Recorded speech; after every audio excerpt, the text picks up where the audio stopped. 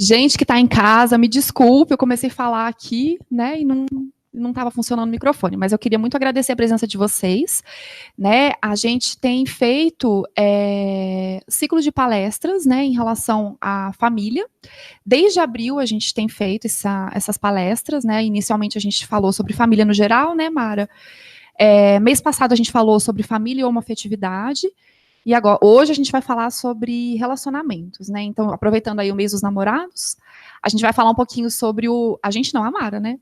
Sobre desde o ficar, né? Desde o início de um relacionamento até o momento em que o casal, que as pessoas decidem constituir família, né?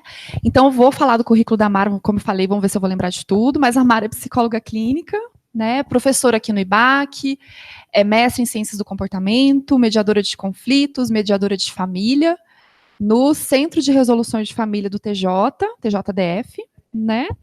E a gente se sente muito gratificado assim com a presença dela, justamente por conta dessa experiência que ela tem em relação à família, né? Como eu falei, a gente já vem trabalhando nesse ciclo de família e a gente tem contado assim com um número bem bacana, assim, de participantes, né? Tanto é que se vocês tiverem interesse em assistir as palestras anteriores, a gente disponibiliza o link para vocês, né? Que a gente tem o pessoal online também que assiste. E espero que ajude vocês, né? Nessas questões familiares, né? Os conflitos que a gente vive, as reflexões. E também, se caso vocês precisarem do apoio clínico, né? A gente tem aqui a clínica do IBAC, né? Então, a gente faz atendimento de adulto, familiar e casal. Então, se alguém tiver interesse, né, precisar de acompanhamento terapêutico, a gente está à disposição nesse sentido também, tá bom? Alguma dúvida, alguma questão? Então, a gente pode começar? Tá bom. Obrigada, viu, Mara, pela presença de novo aqui com a gente.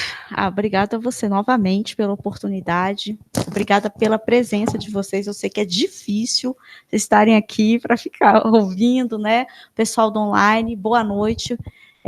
Espero que vocês fiquem até o final, porque vai ser bem interessante. E realmente a gente está com esse ciclo de palestras. A ideia sempre que eu falo, a minha motivação principal para fazer essa... Vou só pegar aqui um negócio, gente. A ideia principal de falar sobre família é justamente essa minha experiência no tribunal, né? Eu já tenho 25 anos de TJ, passei por muitas áreas, e a gente percebe que o cerne, muitas vezes, dos problemas sociais está na constituição das relações interpessoais, especificamente as amorosas. Então, assim, tudo que se faz, assim, desde o início em que a gente começa uma relação, um olhar, né? Aliás, um olhar não, hoje a gente desliza, né? Nos aplicativos, então você vai passando as pessoas. Vou falar disso, né? Então, a partir disso, vão se constituir as relações. E daí você vai ter tudo que você vai fazer vai se desdobrar no seu futuro, mesmo que você não tenha filho. Mas é fundamental a gente entender e ter a consciência da nossa responsabilidade, das nossas ações no futuro. Tudo vai determinar, muita coisa é determinada por essas relações amorosas, tá? Aí, para começar, então, por isso que eu acho que é importante a gente falar desses temas, porque é uma questão social. Vocês vão ver, é uma questão social. Às vezes, a pessoa sai para a balada e chega com um filho. Ou sai para a balada e no outro dia é pai, e sem saber. Isso, gente, tem uma repercussão social imensa. Para quem? Para as crianças. Para quem vai nascer? Para quem vai receber? E aí a gente vive num mundo de desigualdade, num mundo sem tempo, de muito trabalho. Como ficam as crianças? Vão ser nosso futuro, né? Então, olha só como isso é sério. Pensando sempre que a gente tem um alto índice de gravidez na adolescência. Isso é muito, muito sério, porque é duas crianças cuidando de uma. Fora isso, a questão do amor, né? Fora essas tragédias sociais, eu não vou ficar falando só disso, tá? Vocês vão embora, né? Mas, assim, é algo que mexe muito com a gente, que faz a gente realmente se perder ou se achar. Ou é o paraíso, ou é o inferno, ou os dois ao mesmo tempo. Oi, tudo bem? Boa noite.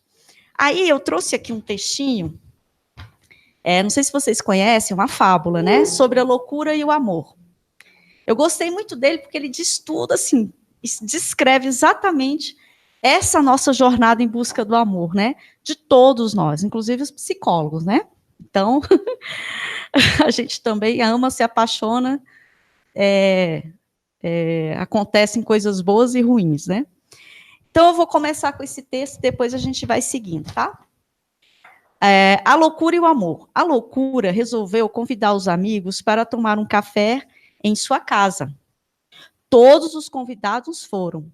Após o café, a loucura propõe o seguinte: vamos brincar de esconde-esconde? Esconde-esconde? O que é isso? Perguntou a curiosidade. Esconde-esconde é uma brincadeira. Eu conto até 100 e vocês se escondem. Ao terminar de contar, eu vou procurar e o primeiro a ser encontrado será o próximo a contar. Todos aceitaram, menos o medo e a preguiça. 1, 2, 3, a loucura começou a contar. A pressa escondeu-se primeiro num lugar qualquer. A timidez, tímida como sempre, escondeu-se na copa de uma árvore. A alegria correu para o meio do jardim. Já a tristeza começou a chorar, pois não encontrava um local apropriado para se esconder. A inveja acompanhou o triunfo e se escondeu dele debaixo de uma pedra. A loucura continuava a contar e seus amigos iam se escondendo. O desespero ficou desesperado ao ver a loucura já estava no 99. 100, gritou a loucura, vamos começar a procurar. A primeira a aparecer foi a curiosidade, já que não aguentava mais, querendo saber quem seria o próximo a contar. Ao olhar para o lado, a loucura viu a dúvida em cima de uma cerca, sem saber em qual dos lados ficar, para melhor se esconder. E assim foram aparecendo a alegria, a tristeza, a timidez. Quando estavam todos reunidos, a curiosidade perguntou: onde está o amor? Ninguém o tinha visto. A loucura começou a procurá-lo, procurou em cima da montanha, nos rios, debaixo das pedras, e nada do amor aparecer. Parece a gente. Procurando por todos os lados, a loucura viu uma roseira. Pegou um pauzinho e começou a procurar entre os galhos, quando de repente ouviu um grito.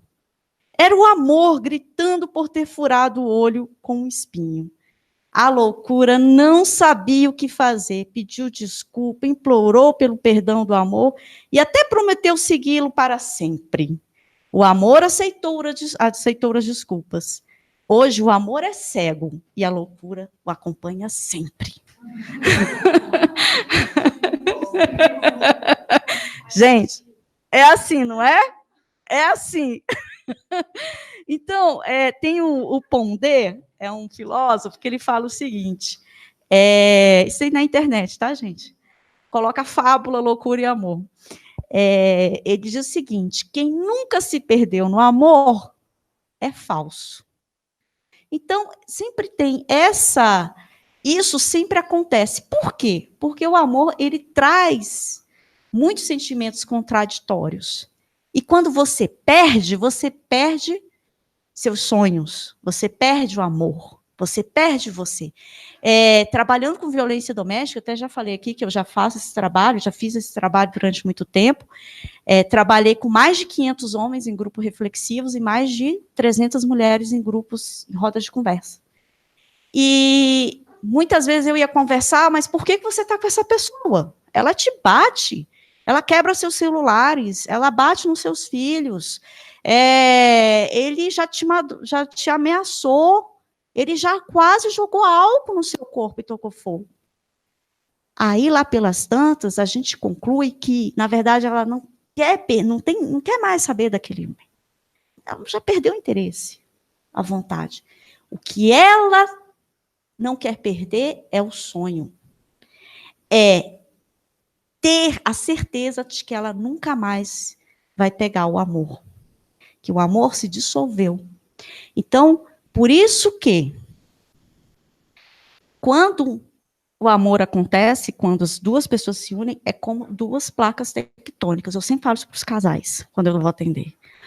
Placa A, pessoa A, placa B, pessoa B. Aí, não faz assim, ó.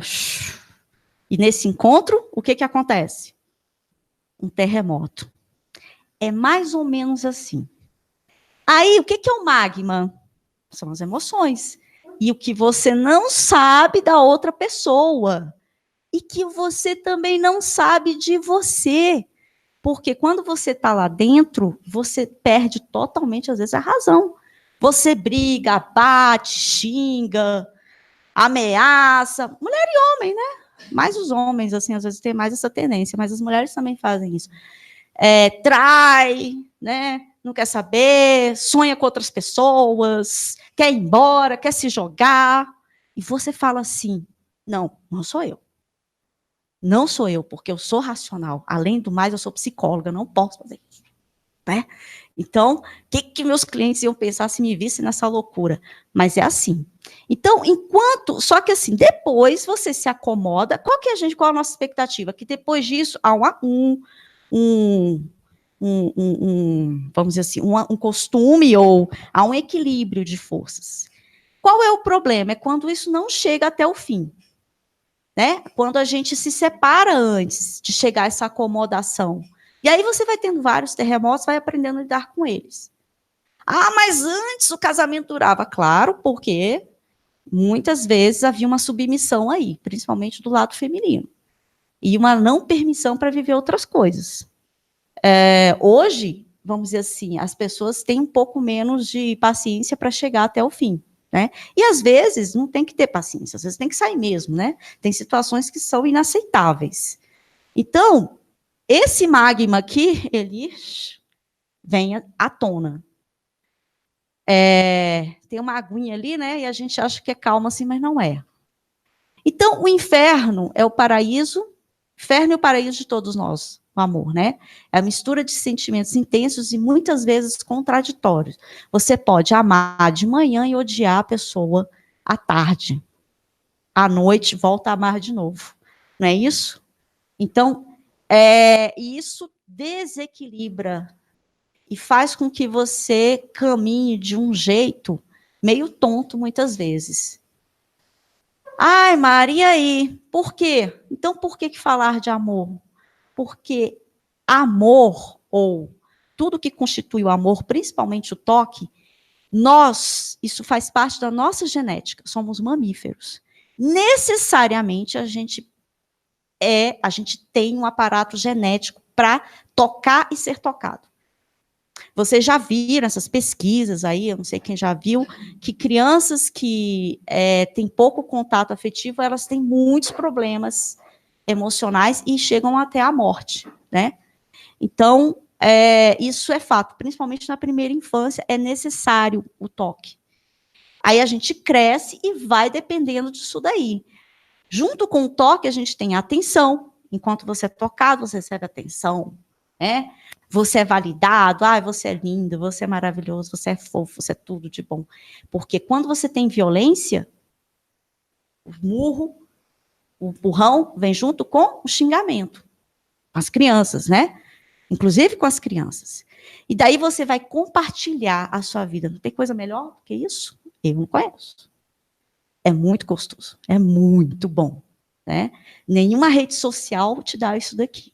Ainda. Por enquanto, não. Por outro lado, quando você não tem isso daqui, você tem dor, você tem perda, você tem mágoa e ciúmes. Segundo as estatísticas, a perda de um casamento, a separação, ela é o item de maior sofrimento das pessoas. Em seguida, temos a perda de um parente próximo. Por quê? Porque você não perde só a pessoa amada, você perde tudo que você deu, que você esperou receber.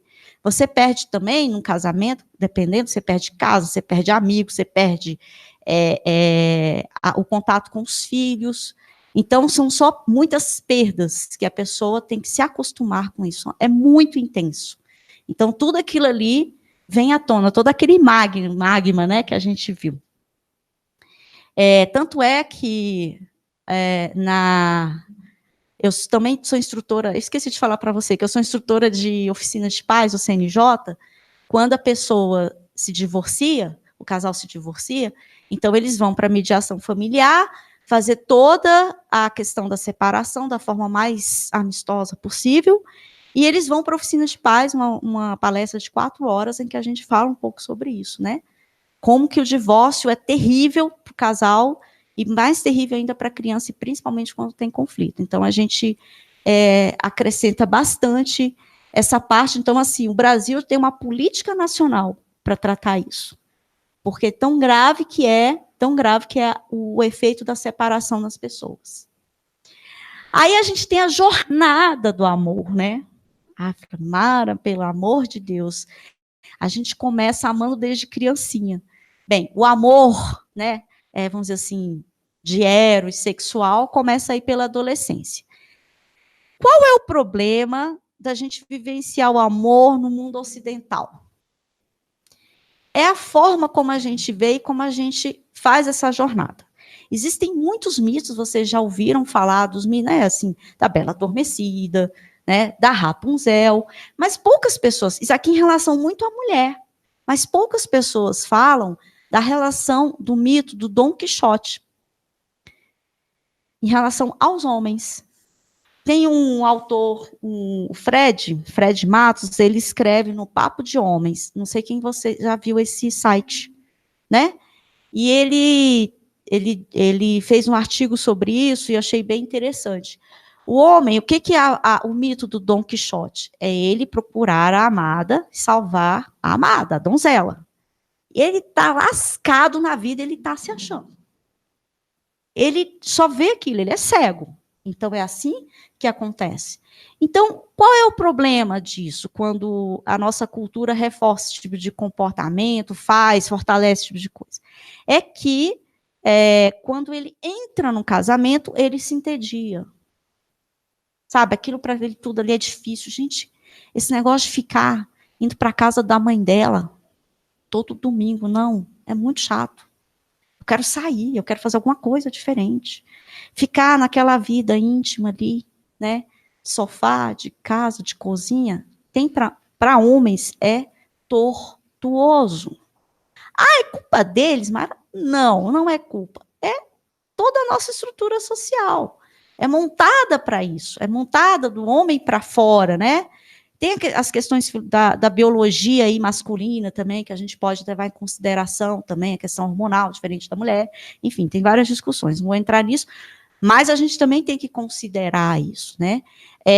Uma das primeiras coisas que eu falo com o casal é assim, ó, ele é homem, ela é mulher, não queira ser igual. O que ela seja igual a você, sinta, porque as sensações que a pessoa tem são vivenciadas de modo diferente.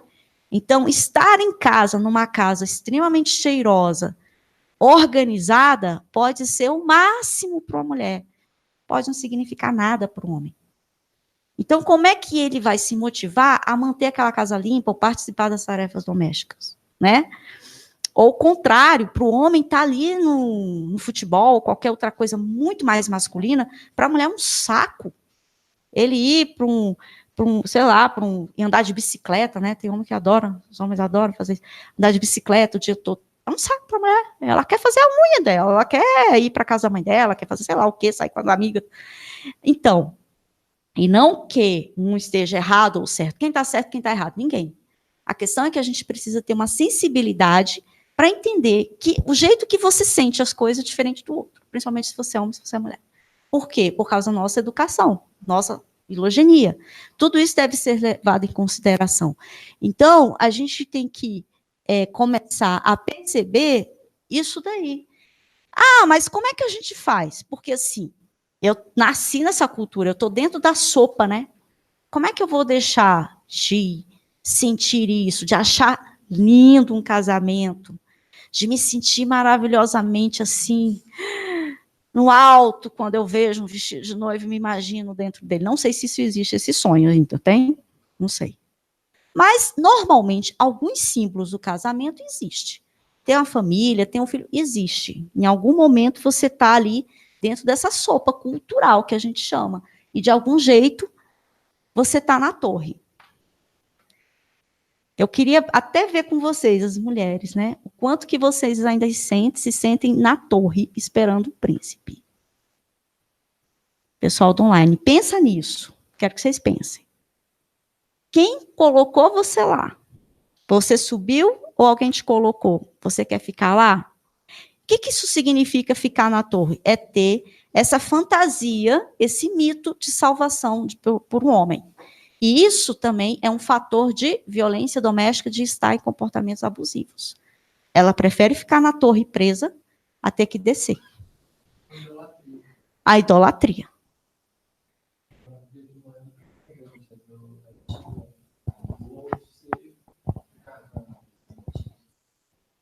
Ele está falando que é uma idolatria, que é algo que vai, né, em vez de ser mundano, é isso? Em vez da pessoa viver o que ela tem que viver, ela...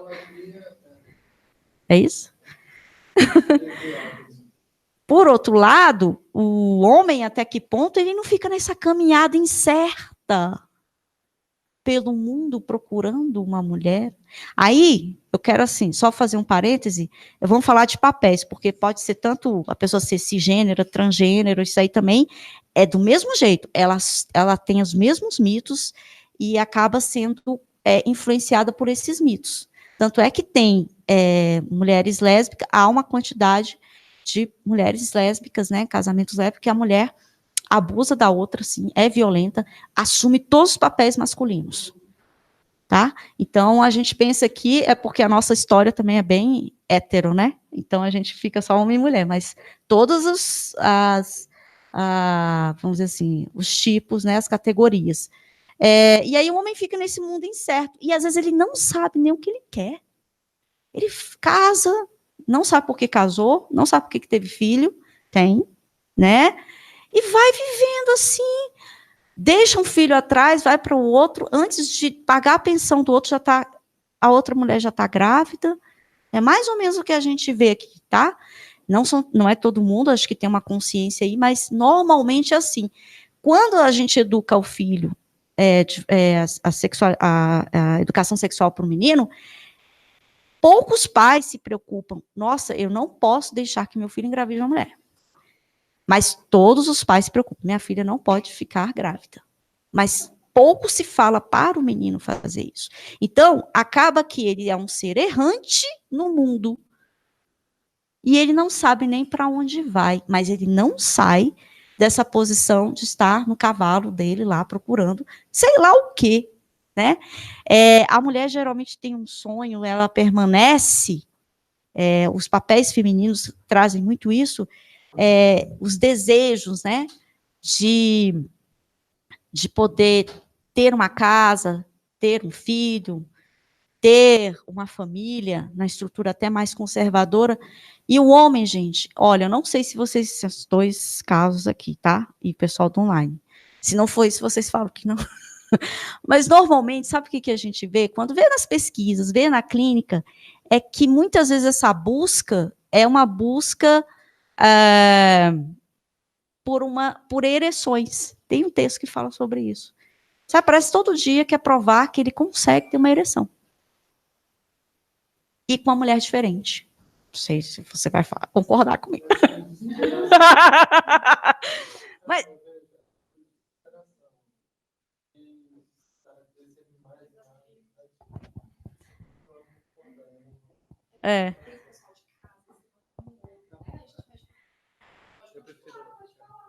Então, parece que tem... Não, é sério, assim, talvez não tenha muita consciência, mas, assim, essa prova para si mesmo e para os outros, no imaginário, é muito forte. É muito forte na nossa cultura. Então, acaba que... qual é o problema? Que ele não entra em contato com os sentimentos, com as razões, com o sentido de vida. E se perde nisso daí, nas paixões, nas relações. E a mulher, do mesmo jeito, os papéis femininos da mesma forma. Ela se perde, se prende, às vezes, às relações abusivas. E os homens acabam se descuidando. E descuidando de si, das mulheres e da família, né? Aí a gente vai falar também de como, então, o que a gente faz? O que a gente faz nisso? Se nós somos assim, que o amor acaba sendo tão cego, né? Aí eu trouxe essa charge, né? Que é o cérebro com o coração. Você acha que a felicidade é uma ilusão? Espero que sim. Amo mágica. É mais ou menos isso, né? Então, como é que a gente faz essa... A gente se torna, vamos dizer assim, seres humanos em que a gente não se perca tanto.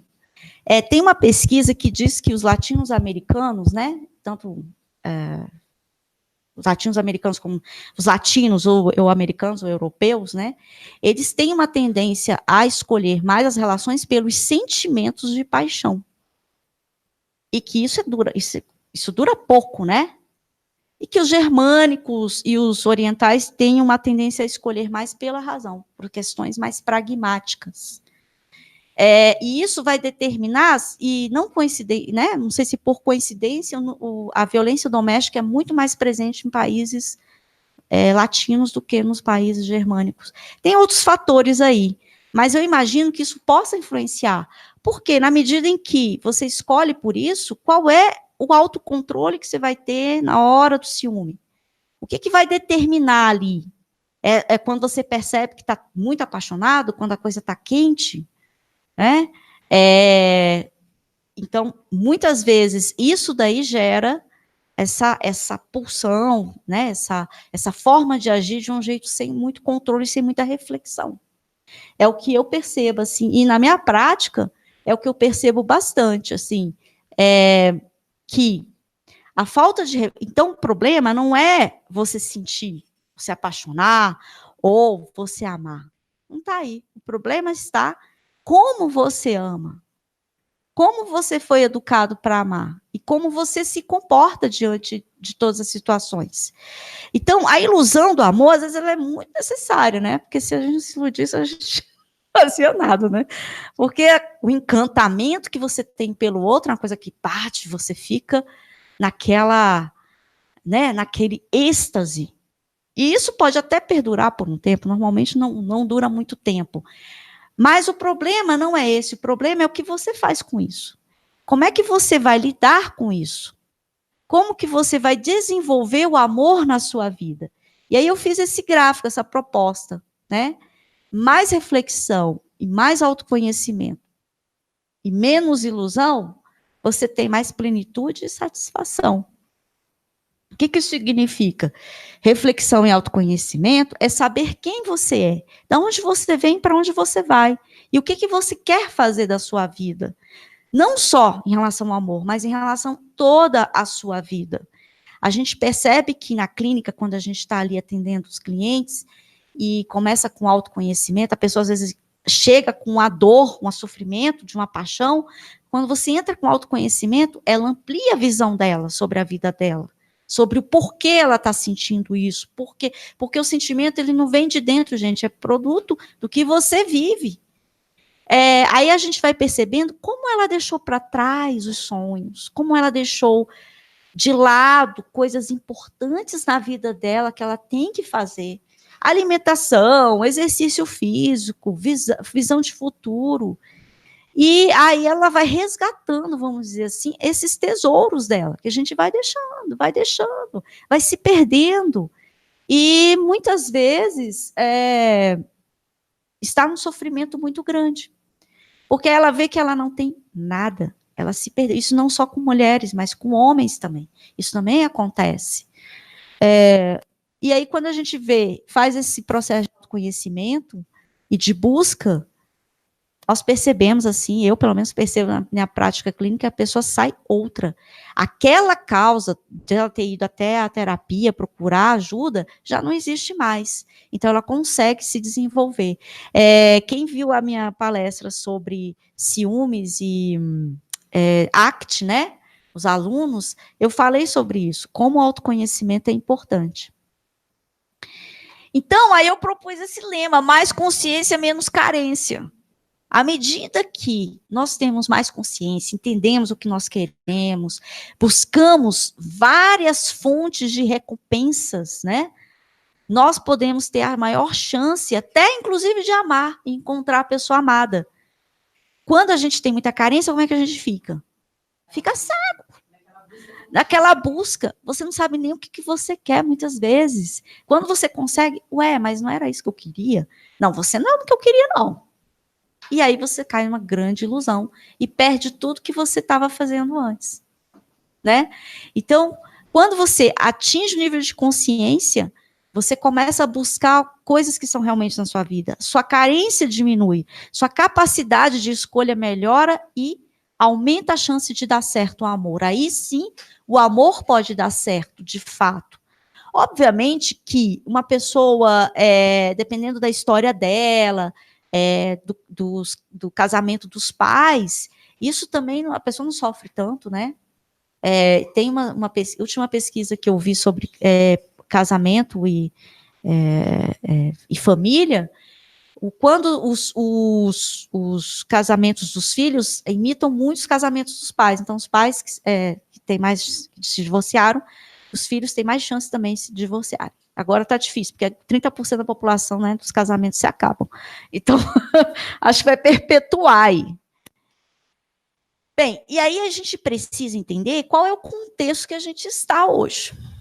E não adianta negar, gente. Não adianta. Não, mas eu quero que seja como antes. Não vai ser. Então, é esse o nosso contexto. Mesmo que você seja uma pessoa ultraconservadora, esteja dentro de uma igreja, buscando alguém, você vai ser influenciado pelo que está acontecendo lá fora. Não adianta, sabe? Porque isso entra sem você perceber. É como ar, você não vê, mas está aqui. Então, a influência cultural, social, ela bate em nós. Então, não queira negar. Então, a primeira coisa é você abrir seus olhos para o que está acontecendo hoje. Então, até os anos 60 e 80, como é que era a estrutura dessa jornada? Você tinha um flerte, né? É um nome diferente. Namoro, noivado, casamento. O flerte era bem pequenininho, até porque você não podia ficar aqui muito não, senão você ia ser mal falado. E necessariamente você tinha que viver isso. Necessariamente. Do contrário, você poderia ser taxada de qualquer coisa, né? Prostituta, ou você ia para o convento. Você só tinha 3, a mulher só tinha 3 coisas. E o homem também. Ele não podia deixar de ser casado, porque era considerado um pervertido, não sei o que e tal. Ele não ia ter sucesso nos negócios. A mulher, quando não entrava nesse esquema, ela não teria sucesso na família, e o homem não teria sucesso nos negócios. Era claro e óbvio. Bem, como é que foi a partir dos anos 90 até hoje? A gente surge essa palavra ficar, né? O namoro, morar junto, casamento, divórcio e recasamento. E outra coisa, aqui o ficar, vocês percebem que é um tempo muito maior. Às vezes tem gente que fica só aqui, o resto da vida. E tudo bem também. Hoje já não tem tanta cobrança. Não tem problema se você parar aqui. Não tem problema se você parar aqui. Não tem problema. Quer dizer, aqui tem, porque às vezes até as crianças começam a achar esquisito quando o amigo não tem um pai separado. E aqui você tem os recasamentos. Né? Então, a gente... o que é bom hoje, nessa estrutura, e principalmente para a mulher, é que ela pode tem mais opções ali.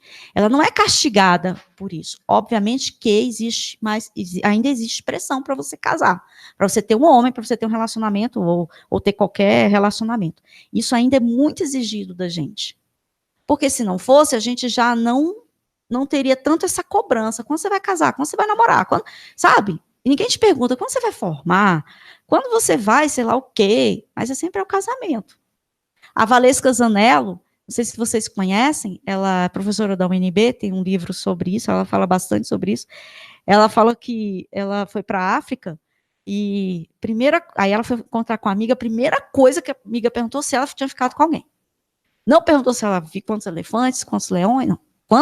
Quem que ela tinha ficado. Então, se você encontra uma pessoa e você fala, eu fiz meu doutorado, ela, mas você casou? Não, né? Geralmente ainda tem isso, gente, ainda tem isso. A gente pode tá mudando, mas ainda aí é uma pressão muito forte. Casar é o significado de sucesso. Casamento, você ter um casamento, você é bem-sucedido. Você pode ter pós-doutorado, se você não tiver um relacionamento, pelo menos nessa fase do namoro aqui, você não tem certificado de felicidade e sucesso. Concordam ou não? Testem, pensem na vida de vocês, pensem como a gente também cobra das outras mulheres isso, e nós somos cobradas. Então, hoje, a gente precisa entender isso e ver que isso daqui é importante. Eu só sou casada, já estou com meu marido ali, está tudo certo, garantido. Mas você tem suas filhas, você tem seus filhos, você tem seus sobrinhos, né?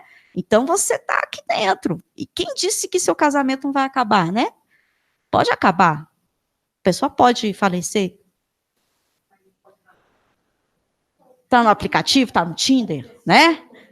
Então, aqui, quando há essas mudanças dos papéis de gênero, como a gente estava falando, ou seja, já não existe aquela coisa tão certinha, tão esperada do que o homem e a mulher vão fazer, né? O sexo como foco nos encontros. Sabe, eu estava pensando esse tempo, assim, na minha vida, né? Porque, assim, eu vou fazer 50 anos daqui a 3 anos, tem meio século, não acredito, né?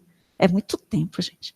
Então, desde a época que eu era adolescente, isso sempre foi importante. Quem viveu a partir dos anos 90, adolescência, isso daqui é importante. Você já se imaginou indo para o encontro e não tendo, ou pelo menos falando, eu não vou fazer isso. Não vou fazer sexo. Já tem uma tensão. Você já sabe que, de certa forma, é permitido ou alguém vai te pressionar para fazer isso daqui. Eu fiquei meio chocada. Eu falei, não, você não tive escolha. Muita escolha, né? Aí você tem definição das relações, exatamente. Você não sabe se a pessoa está no aplicativo, se a pessoa está te namorando, se ela vai terminar com você amanhã, se daqui a pouco ela não vai encontrar outra pessoa. Isso é muito forte. E a virtualização das relações afetivas amorosas. Como eu falei, a gente não olha, a gente desliza e curte, ou não curte, ou dá match, ou não dá match. Quem está no aplicativo, é isso. E aí, o status no Facebook, o Leonardo Rosa, um professor de mediação, que ele fala assim, o status no Facebook é mais importante que seja um casamento. Você casa, se o cara não coloca lá relacionamento sério, ou ele ou ela, bicho, isso daí vai ser o resto da vida do seu casamento, ela perguntando sobre isso, ou ele perguntando sobre isso. Então, e 60% dos brasileiros se relacionam por meio de aplicativos. Mais as mulheres. Então, uma realidade. Então, dizem que o Uber acabou com o táxi, aquele outro, o iFood acabou com os restaurantes, e o Tinder acabou com as baladas. Porque hoje ninguém mais, assim, né, a chance da pessoa sair, ficar e conhecer, né, por meio das baladas, cai um pouco. Porque é muito melhor você ficar lá no Tinder, no sofá, do que ficar no frio desse, no meio da rua, podendo ser assaltado. Não pode beber mais, assim, dirigir, né? Você tem que comprar, não é? Para as mulheres aí, para você sair, né? Você precisa comprar roupa, você precisa comprar o ingresso, você precisa pagar o Uber, você precisa disso, cara. Muito melhor o Happn. Muito melhor. Tô brincando, gente. Mas, assim, essa é a realidade. Quem é solteiro hoje, nem fala. E aí eu também fiz uma análise da minha vida, sabe? Eu fiquei pensando, gente, eu passei por site de relacionamento, um par perfeito, conheci gente lá. Tive um namorado pelo Orkut. Lembra do Orkut? Né? Facebook eu também já conheci, já paquerei no Facebook. Né? WhatsApp, e eu também estou no aplicativo. Agora, claro, né? Aí teve uma amiga minha, Maria, eu moro de vergonha. Falei, mas assim, vai estar todo mundo ali, não tenha vergonha. A única coisa que você não pode é deslizar e dar curtida no seu chefe, o resto... Ou no seu irmão, né? Aí é fogo. Eu tinha medo, ainda bem que aconteceu isso. Ai, ai. Então, por que a gente se relaciona? É importante a gente começar a ter um autoconhecimento, né? Aí a gente entende os mitos, entende que a pressão cultural para ter uma relação. Mas por que você se relacionaria hoje? Por que você se relacionou? Você tem fome de quê? Isso eu pergunto sempre para os meus clientes. Do que você tem fome? Do que você quer? Eu quero. Mas por quê? Qual é o teu desejo? É desejo de contato? É desejo de alguém olhar para você e falar, você é linda, a pessoa mais maravilhosa do mundo? É alguém você segurar na mão e olhar para frente, vamos ter filhos, vamos formar uma família? O que é? É ter uma noite de amor? Então, às vezes, muitas vezes a gente não tem essa ideia, a gente simplesmente quer. Não, eu preciso ter um relacionamento, porque eu preciso, né? E você tem medo de quê? Você tem medo de ficar só? Mas que solidão é essa? Afinal de contas, nós nascemos sós e morremos sós, né? É medo de alguém falar para você que você não foi capaz de achar alguém? É medo de você ficar velho e não ter ninguém para cuidar de você? É medo de quê? Então, entender tudo isso é muito importante. É fundamental, é o primeiro passo para você ter sucesso no amor. Porque se você sabe o que você quer, né? Você sabe ir direitinho. Demora você chegar àquela pessoa que você quer. Mas ela vai chegar. Aí eu sempre faço uma pergunta assim para os meus clientes. Quanto tempo, aliás, se alguém te perguntasse assim, você nunca mais vai ter alguém na sua vida, nenhum amor, o que você sente? Nunca mais. Você vai beijar na sua vida. O que você sente? Você sente medo? Você sente dor? Você sente vazio ou sente pânico? Porque se você sente muito pânico, é sinal de que você está dependendo demais das relações amorosas. Porque, afinal de contas, e se isso não acontecer? Se nunca mais você tiver uma relação amorosa, você não vai morrer, vai? Talvez morra de vazio ou solidão. Mas você não precisa disso para viver. Você precisa de ar, de água e de alimento. E abrigo só. A gente, como espécie, é só isso que a gente precisa. O resto a gente inventou. Então, se você se sente mais ou menos confortável, seria chato. Mas eu dou conta, você está pronto para amar. Você está pronta para ter uma relação amorosa. E provavelmente vai ter uma chance alta de dar certo. Se você está naquele estado de pânico, é porque é sinal de que o que você escolher pode ser bem provável que você vá sofrer ainda muito. Por quê? Você vai pegando rapidinho, sem pensar, sem refletir, sem escolher, sem saber se aquela pessoa realmente vai atender o que você quer, ao que você precisa. Nem sempre o que a gente quer é o que a gente precisa, o que a gente precisa é o que a gente quer. Às vezes você quer alguma coisa, mas não sabe se aquilo ali, de fato, você precisa na sua vida. Então, façam sempre essa pergunta quando você entra em desespero pela solidão. E aí, eu pergunto, você está pronto para quê? Para as relações casuais? Você está pronto para namoro? Você está pronto para morar junto? Para casamento? Para ter filho? Você está pronto para isso? Às vezes tem gente que só está aqui, ó. E acha que vai conseguir fazer isso daqui. Às vezes a pessoa está pronta para isso, mas acha que está pronta para isso e não está pronta para o casamento. Para as vicissitudes do casamento. Para o trabalho que o casamento dá. Então, eu gosto muito de falar sobre isso, que é amor, responsabilidade e sentido de vida. Porque, na verdade, a nossa vida, ela é constituída de várias áreas. A espiritual, emocional, física, profissional, financeira, intelectual, familiar, social. O relacionamento íntimo, ele é só uma área. Mas, normalmente, as pessoas colocam ele no meio. e estrutura toda a vida dela. Não tem problema. Não tem problema você se estruturar a partir do amor, desde que você tenha consciência disso. Então, como o relacionamento se encaixa em nossas vidas? Como é que ele entra na nossa vida? O que é mais importante para você nesse momento, daqui a um tempo também? Do que você já abriu mão para ter um relacionamento? Esse é um bom momento para você se relacionar? Qual é o problema, assim, que muitas vezes para as mulheres é complicado? Porque a questão fértil, né? Até 35 anos, tudo bem. Depois disso, é muito complicado a gente ter filhos. Mas aí eu pergunto, só existe esse tipo de vida? Com filhos? Com relacionamento? Com uma família? Tradicional? É só isso que existe? Bem, culturalmente, sim. Mas será que a gente não pode superar isso? Começar a criar outras formas de viver, outros mundos, outros gostos, outros sentimentos e sentidos? Eu dou um exemplo para minhas clientes, geralmente são as mulheres que se queixam mais, né, da falta de relacionamento. Então, assim, aqui está a sua roda da vida. Se você está solteiro e está em busca, se você coloca o relacionamento dentro da sua bola, dentro da sua vida, ele vai balançar e pode ser que estrague tudo. Então, ele tem que circundar isso daqui, principalmente quando você está solteiro.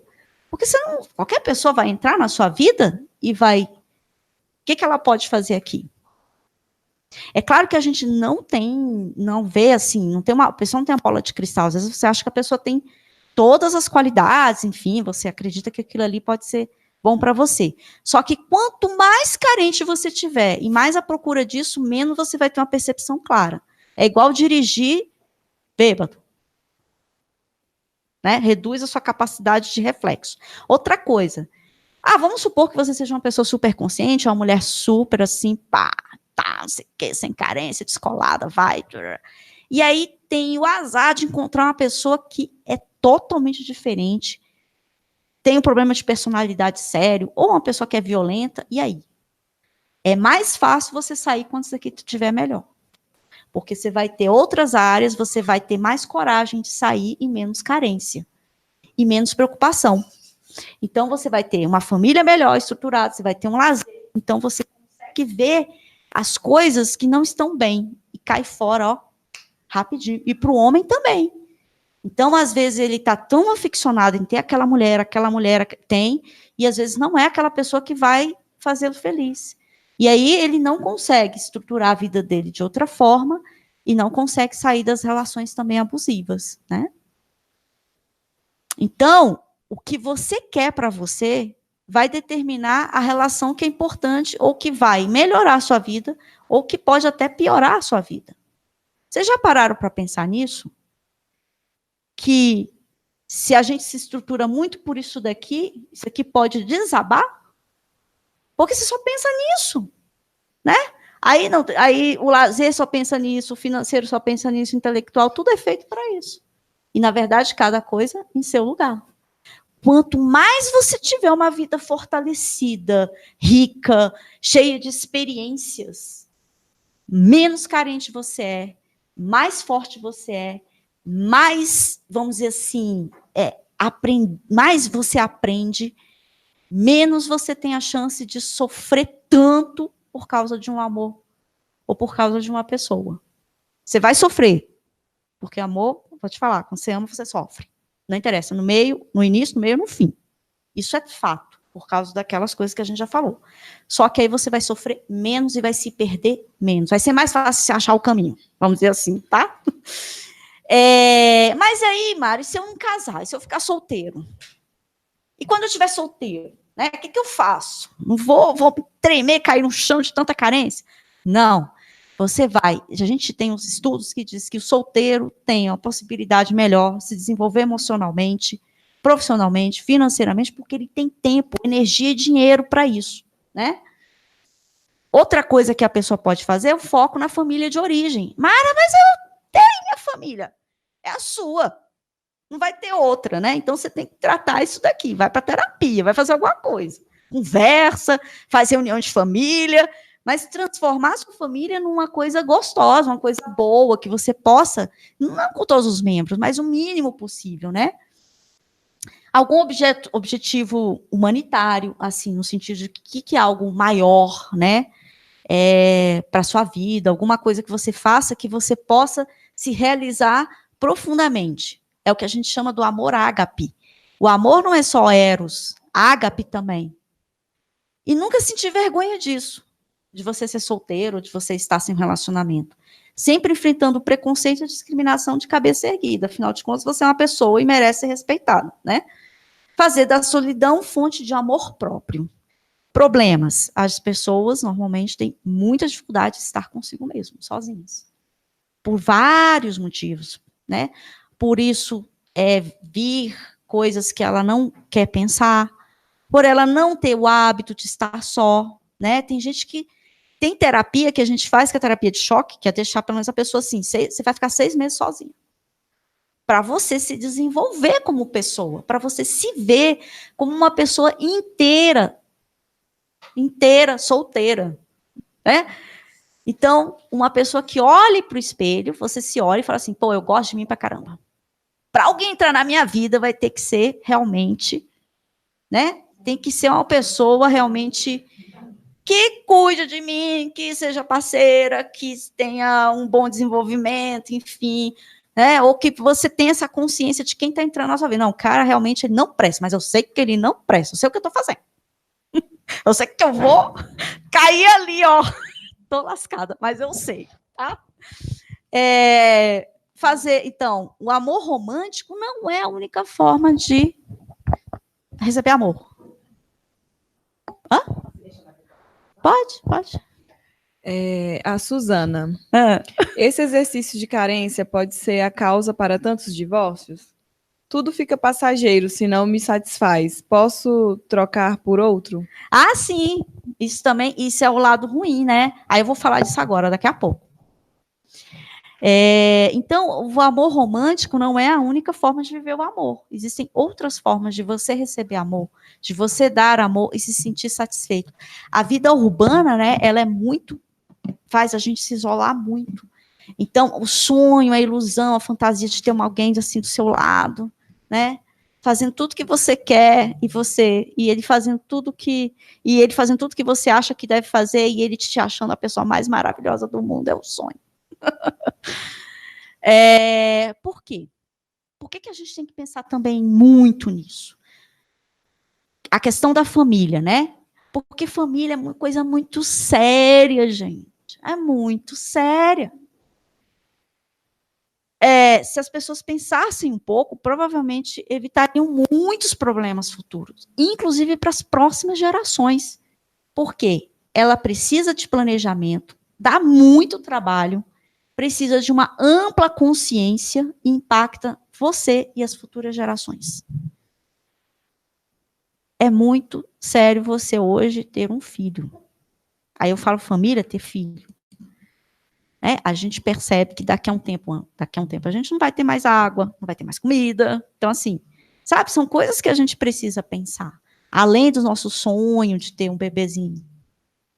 É sério, isso eu faço uma provocação para as pessoas nesse sentido.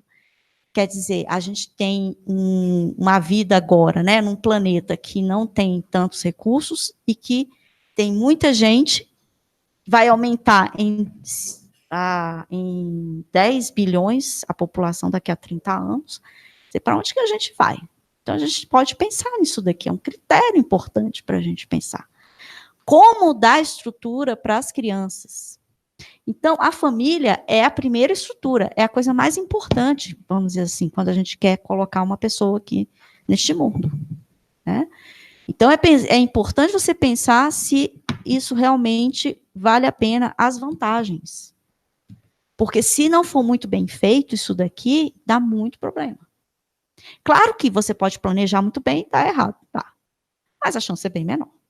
E eu costumo dizer que também essa questão que a gente estava falando, que a paixão geralmente é um contexto em que produz os relacionamentos, se a gente vai pelo critério da paixão, da cegueira do amor, como é que você vai pensar nas coisas práticas?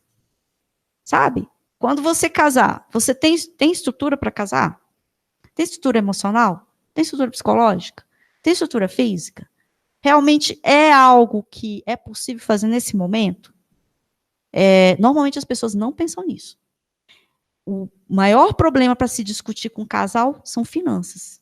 É muito mais fácil você discutir relação psicológica, questões psicológicas. Difícil? Mas vai.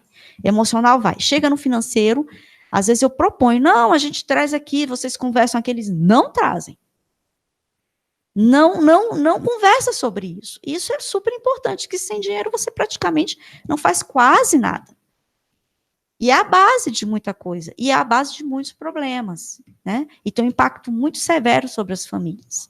Então, precisa se planejar, precisa entender quem é o outro, quem é você. Por quê? Geralmente, quando a gente pensa em família, a gente pensa em patrimônio material. Comprar um apartamento em 30 anos, né, em Águas Claras. Fé Maria. Então, assim, não é só isso não, gente. Eu considero que existem, tem um livro do Hans chamado A Equação do Casamento, que ele fala disso, do patrimônio psicológico, emocional e espiritual, que você precisa construir. O que é isso daqui? Você se sente bem com essa pessoa? O que você precisa transformar em você para estar com outra pessoa, para fazer as placas tectônicas lá, né? Quando elas se encontrarem, como é que vai ser?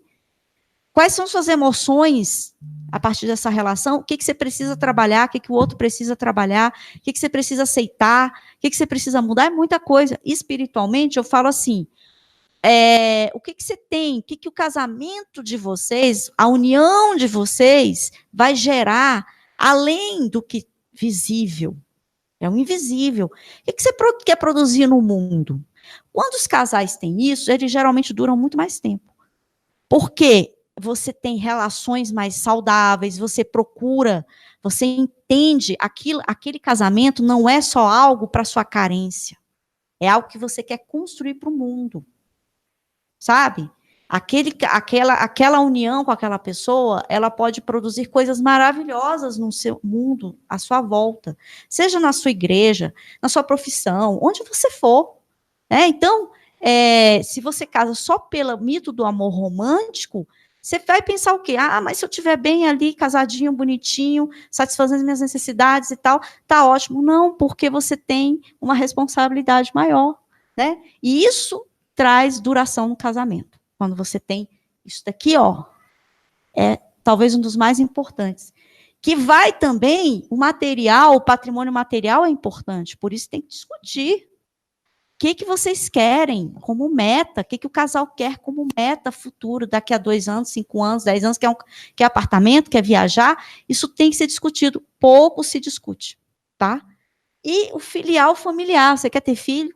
Quer adotado, quer biológico? Você vai conseguir educar essa criança? Vai conseguir dar a melhor formação para essa criança? Onde ela vai estudar? Hoje está caro a escola, né?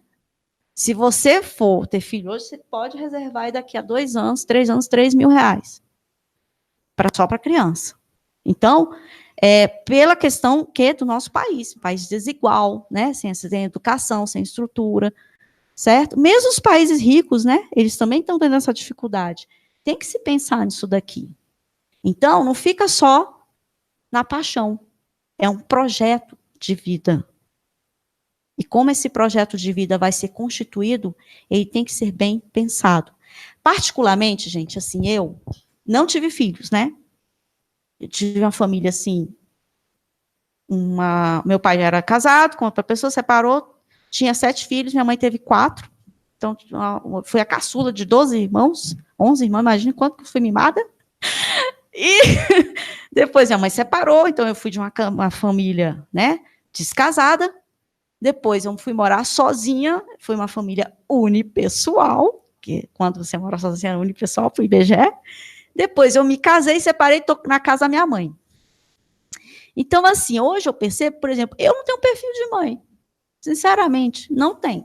Eu seria uma ótima mãe, eu acho, nada ia acontecer de mal com os meus filhos, acho que seriam até pouco felizes, mas assim... Mas eu não tenho perfil, eu não gosto de ficar dentro de casa. Uma coisa que eu não gosto é ficar dentro de casa, assim. E se eu estou dentro de casa, eu gosto de ficar sozinha. Imagina. Como é que o menino? E eu já tinha mais ou menos essa ideia. Aí eu ainda insisti. Eu falei, vou casar e vou ter filho, né? Mas não deu certo, cara. Eu não gostei da vida de casamento, assim, de estar na mesma casa com a pessoa, né? Talvez em casa separada. Eu tenho certeza disso. Então, assim, foi bom. E aos 35 anos, várias pessoas falaram, faz produção independente. Cara, você não quer? Eu falei, não vou ter filho se eu não casar. Não quero. Não vou ser mãe solteira. Dá muito trabalho. Não, mas faz lá independente, vai lá, pega um esperma, vai lá. E eu cheguei numa clínica, já até pensei em congelar meus óvulos na época, né? Ainda bem que eu fiz isso. É sério. E aí eu achei muito esquisito, falei, não, deixa pra... Aí a médica, minha filha, vai arranjar uma pessoa aí.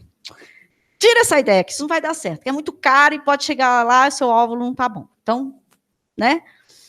Mas, assim, eu falei, produção independente, nada. É produção dependente da mãe, da tia, de não sei quem, né? Então, a criança não vai ficar sozinha. Então, o que eu pensei? Falei, não quero. Se não for assim, eu não quero. E foi a melhor coisa que eu fiz, porque eu descobri que realmente eu gosto de ficar no meio da vida, né? Eu falo assim, eu sou mulher de vida, não da vida, tá, gente? Mas, assim, eu não gosto muito dessa coisa de estar junto e tal. Então, eu resolvi muito bem isso comigo mesma. Não estou falando que a minha forma é a melhor forma, mas acontece que talvez se eu não tivesse uma consciência naquela época, eu tivesse tido um filho. Será que eu seria feliz hoje? Será que eu traria felicidade para essa criança hoje? Sabe, eu teria outras experiências e tal, como mãe, mas e como é que eu seria hoje? Talvez não tivesse tão satisfeita como eu sou hoje. Então, nem sempre um tipo de vida é o único que a gente pode viver. E aí, a gente entra agora na questão da equação do casamento, do Hans. Alguém já viu esse livro? Já, né? Ele fala que o casamento é um balcão de negociação. O que isso significa? Que você tem que estar negociando o tempo todo. Que o tempo todo você tem que estar pensando que o outro está com você. E você está com ele. Você não está sozinho. E aí ele propõe que essa equação tenha esses 4 elementos, que interdependem um do outro, né? E que se um está ruim, o outro vai, e assim vai influenciar. A gente tem a compatibilidade psicológica, que é como a sua personalidade, o jeito que você sente a vida. Sabe, tem pessoas que gostam de ficar sozinhas. Tem pessoas que adoram ficar com um monte de gente. E aí, quando essas duas se unem? Então, é importantíssimo. Tanto é que ele fala, às vezes, essa parte aqui inviabiliza tudo. Porque é tão diferente que não rola. Saber conviver a 2. Aqui ele fala, aqui você não consegue mudar a pessoa. Não tem jeito. Porque ela a questão do temperamento dela, de história de vida, não adianta você querer mudar essa parte. Saber conviver a 2, isso você pode mudar. Que é o quê? Ele fala vários itens. Um deles é a etiqueta do casal. O que é a etiqueta do casal? Você não falar tudo que você quer, a hora que você quer, do jeito que você quer com o seu parceiro. Embora a intimidade seja, né, ali, mas você precisa ter esse cuidado. E outras coisas também. Você ser uma pessoa educada, ser uma pessoa que não xingue o outro. Que não fique falando palavrão toda hora, né? Que isso realmente acaba. Porque é uma agressão. Claro que, se a outra pessoa também gosta disso, né? Mas normalmente as pessoas não gostam. Grau de consenso. Quanto que vocês sabem lidar com conflito? Como é que se dá isso? Vocês se polarizam demais?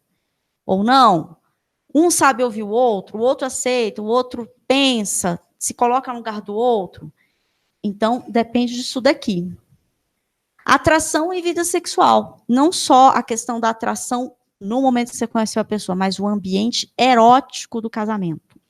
O que é o ambiente erótico? Aquele momento que você sente o tesão, que você não sente. Como que você trata isso? E isso vai influenciar, né? Agora, ele diz o seguinte, quando você tem esse daqui, bem, e esse daqui, isso daqui pode ser mais fácil você lidar. Esses dois são mais fortes. Quando você tem muita afinidade com a pessoa, atração, aí você pode ter um casamento bem duradouro. Né? Aí tem esse livro, tá, gente? Tem no Amazon. tem vários. E aí, ali você pode fazer assim, ó, verificar como é que você está. Quem quiser também mais detalhes, eu posso falar depois. Aí você descobre que não está tão bem, que você tem muito conflito. Por quê? Quando você está junto, coisa que aparece é conflito. Não interessa, mesmo que você seja muito similar à pessoa. Muito parecido com a pessoa. Às vezes, tem casais que são muito tranquilos, muito quietinhos. Ah, são iguaizinhos. Só que aí começam a entrar em tédio. Aí começam os conflitos. Ah, mas eu quero isso, mas eu quero sair. Ah, mas você não quer. Não, mas a gente tem que ficar em casa, mas a gente não pode fazer isso. Então, mesmo as similaridades produzem conflitos. Nesse livro, chamado Diferenças Reconciliáveis, desses 3 autores, da Comportamental, ele é um livro maravilhoso, que se você é psicólogo, você não é psicólogo, você tem que comprar esse livro. Ele tem em português, ele foi traduzido agora, ele só tinha em inglês, eu comprei agora no congresso, é maravilhoso, porque ele foi feito para os leigos, ele é grossão assim, gente, ele é fantástico, porque quem quiser analisar seu casamento, mudar, pode comprar esse livro, tô brincando, mas e quem é psicólogo também. Então, ele diz que, basicamente, nós temos conflitos.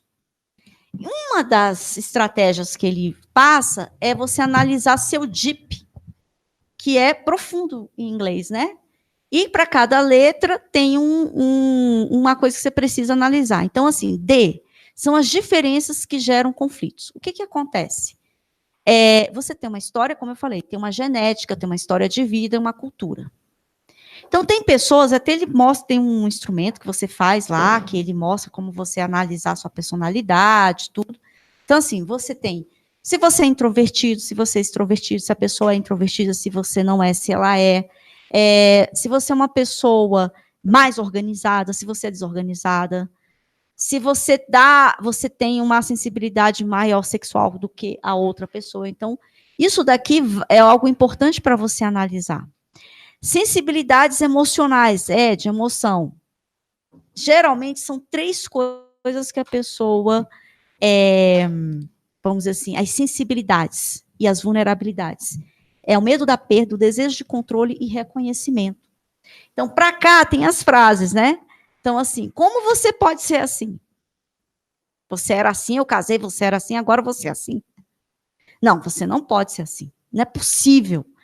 Sensibilidade. Como você pode me machucar? Nunca me deixe. Me sinta encurralada. Eu não sou ninguém. Então, são frases que têm a ver com cada sensibilidade que a pessoa tem. Depende da história.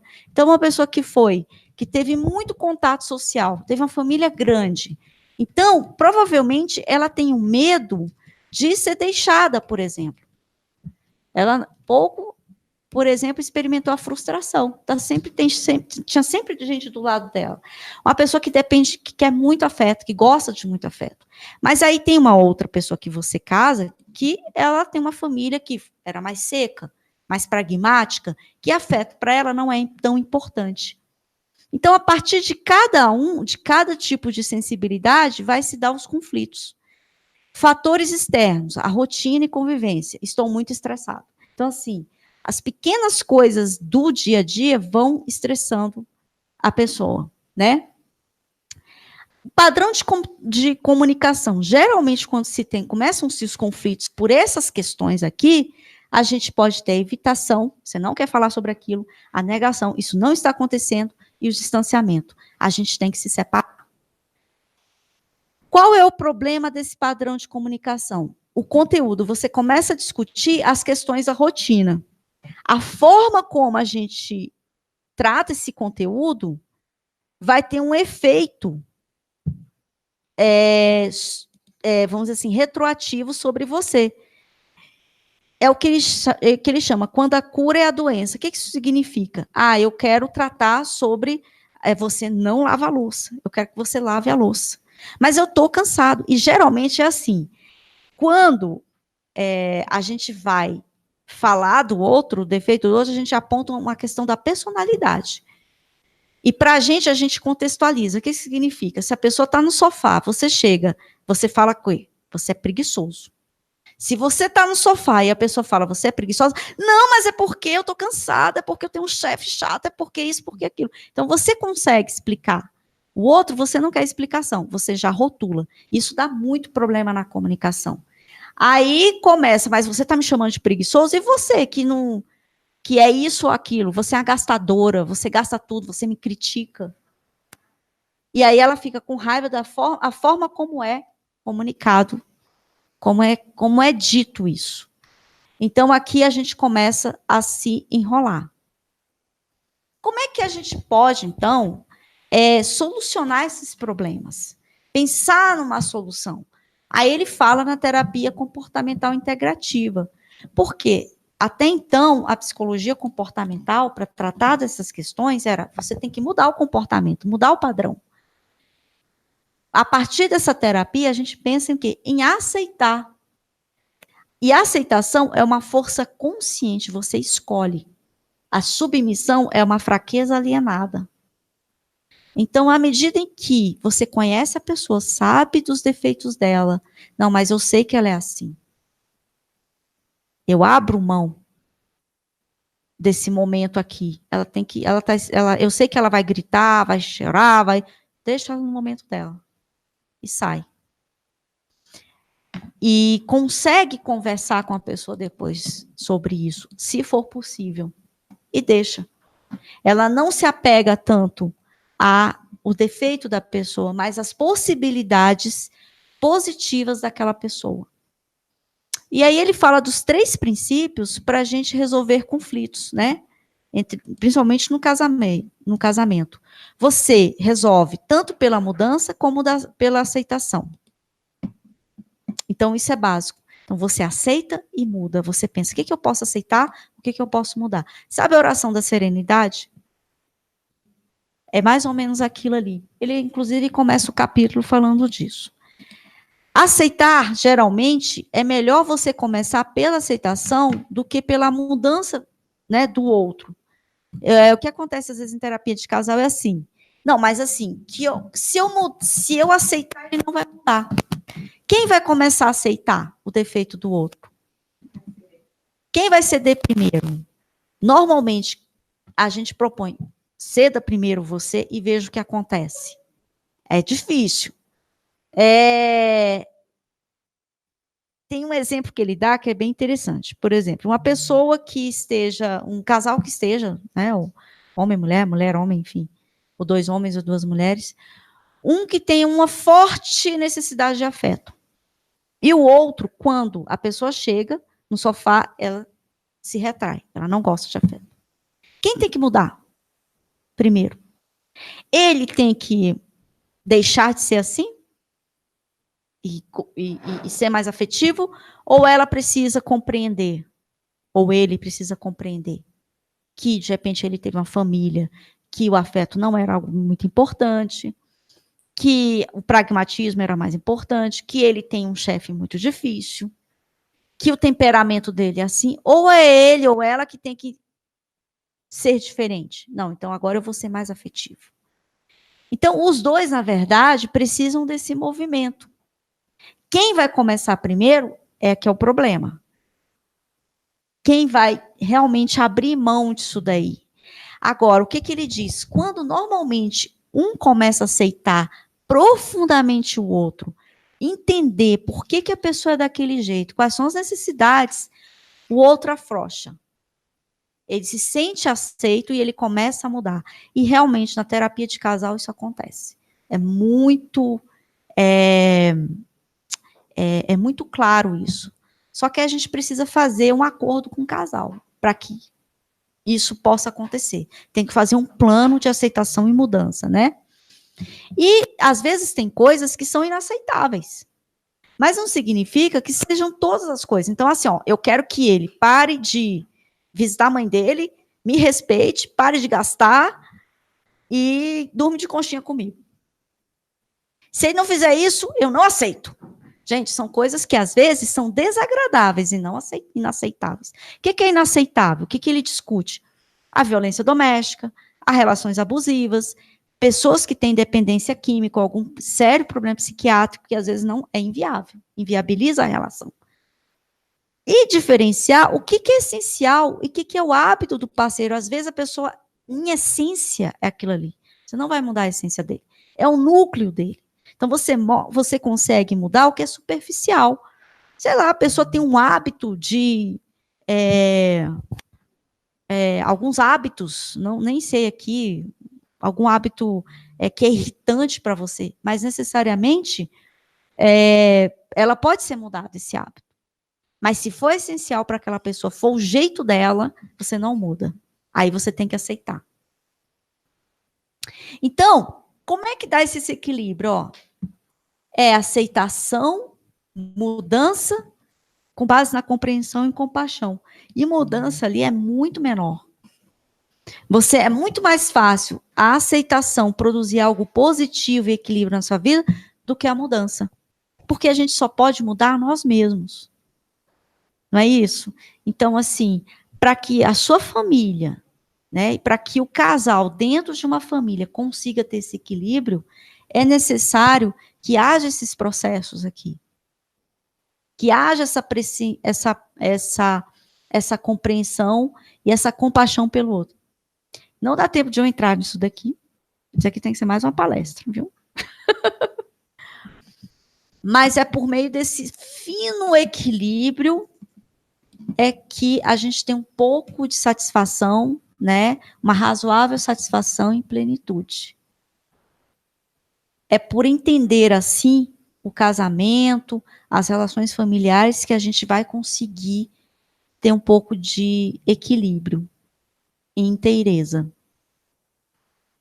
Bem, é isso. Espero que vocês tenham gostado. Passou um pouco do tempo, né? 1h30. Falei pra caramba, tá? Próxima palestra sobre adolescência vai ser em agosto, que em julho agora eu vou viajar. Tá? E, bem, gostaria então de ver se vocês têm alguma dúvida, alguma pergunta. Agradecer aqui a paciência de vocês, tá? E espero que vocês tenham aproveitado essa noite para pensar e repensar no amor, né? Que às vezes é tão bom, mas às vezes dói tanto. Mas a gente vai assim, né? Se costurando, passando assim um metiolate, né? E vai indo. O importante é que eu acho que o amor sempre vale a pena, não vale? Eu acredito sim. E que sempre há, né, como Vinícius de Moraes disse, e eu sempre falo, há sempre um novo amor a cada novo amanhecer. Então, a gente vai estar podendo sempre amar, né? Tá bom? Pessoal do online, obrigado, tá? Uma boa noite para vocês. Espero que vocês venham aqui em agosto, para a gente conversar de novo, tá? Obrigada, gente.